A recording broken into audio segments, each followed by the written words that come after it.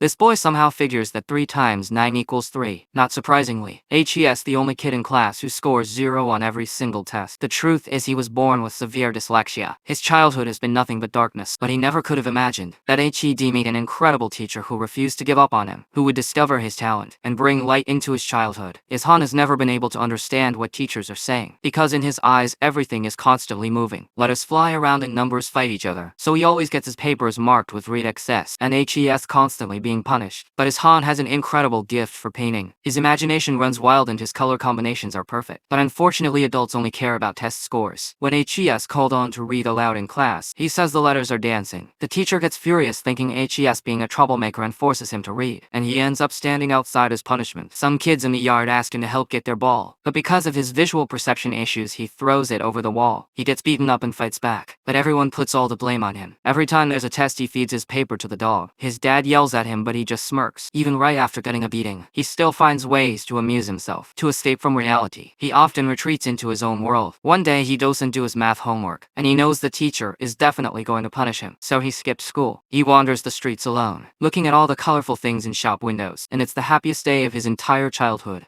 When he gets home, he has his brother write him a fake excuse note, but later his dad discovers the fake note, and his parents take him to school to admit what he did. All the teachers gang up to complain about him.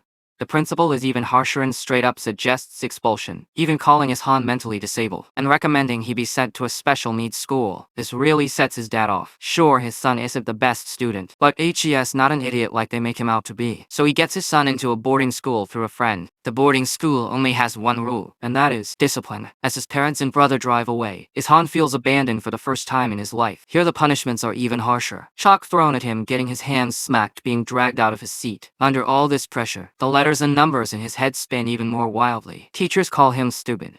Classmates mock him for being weird. He cries from helplessness and rages from frustration. He starts to go numb and withdraw completely. He stands on a railing feeling the hopelessness of the world. But his desk mate limps over and tells him there's a new art teacher. This new teacher is completely different from all the others who just follow the rules. He dresses up like a clown to make the kids laugh, and all the kids get excited.